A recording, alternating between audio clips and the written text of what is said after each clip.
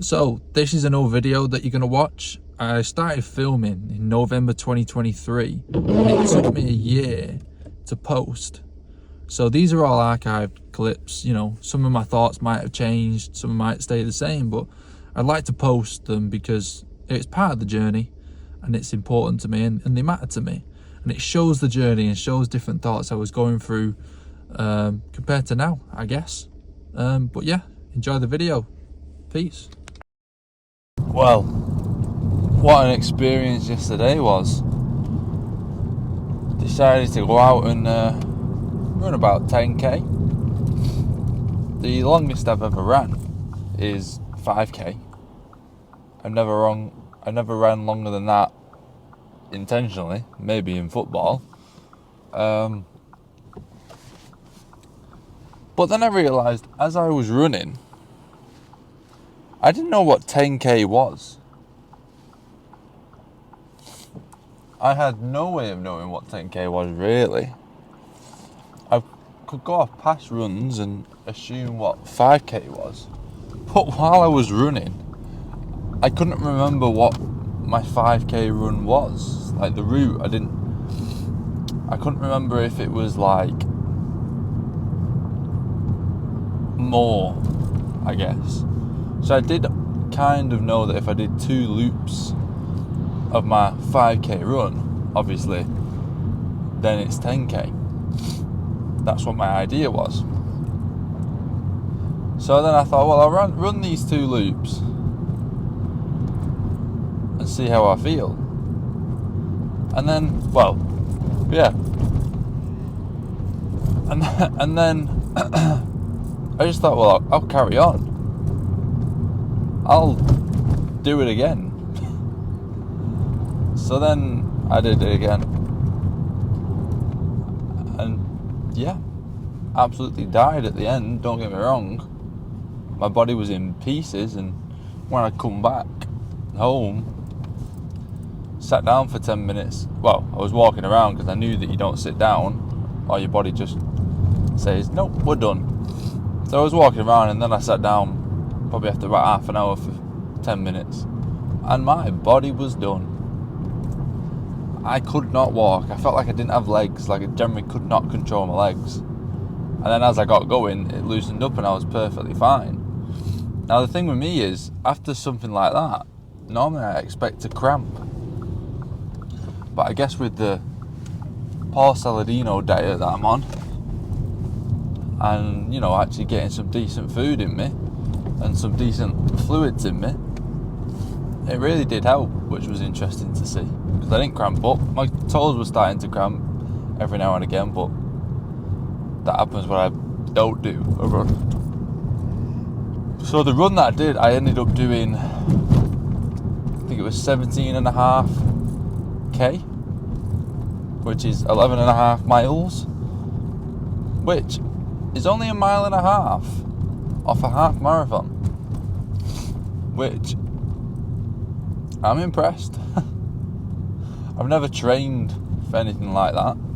Like I said, I was only setting out to run 10k, got carried away. It was a lovely day.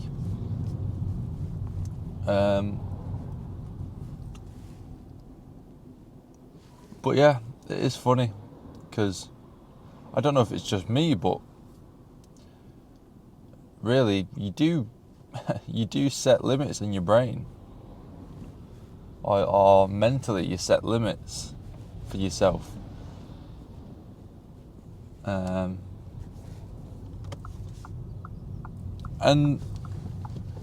where would you be if you didn't set those limits, if you just carried on going? Now, I reckon this first time was the easiest time. Sometimes it gets like that for me. For the first time I do something, it's actually not that hard. Majority of the time when I do something, it is really hard. So, you know, it is an anomaly. God, what the fuck? It is an anomaly. But yeah, you can't not suffer doing something like that. So I imagine the next time if I attempt that, it'll be harder. But it has got me thinking that I should probably just try regular 10Ks, really. It might train my body a bit better.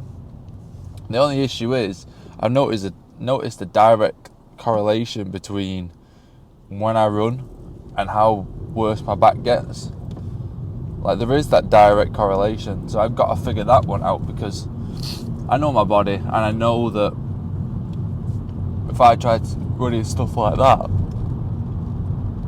I had my hoodie, so I'm yawning all over the place.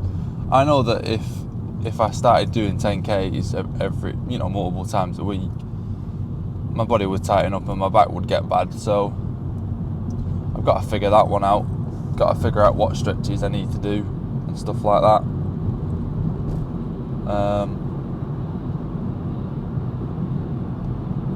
But yeah, so I did that in 2 hours. So it's not a good time. I wouldn't say it's a good time. But one of the things I was doing when I was running is, you can compare yourself either way, up or down. For me to motivate myself to actually run or keep on running, that's sort of what I was doing a little bit. I can compare myself to people that are on the couch who don't even want to get up and run.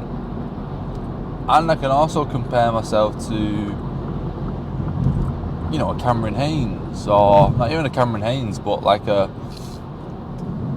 just a general runner.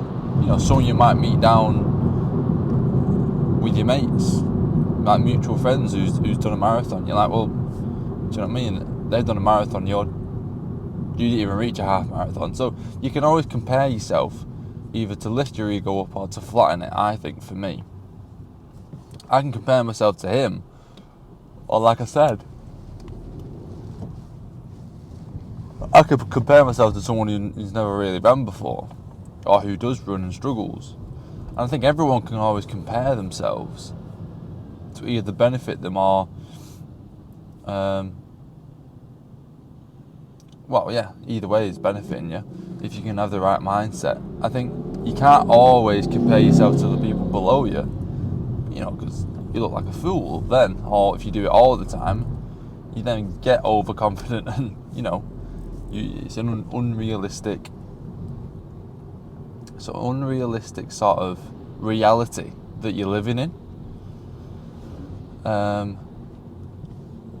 I do tend to go to aim for the higher one. Like, it doesn't necessarily feel like an achievement, because I know, like, it's not necessarily a good time, but the achievement is that I've done it. That's where the achievement lies, which I'm fine with, but I'm not sat here celebrating. It makes me smile, don't get me wrong, but I'm not sat here celebrating.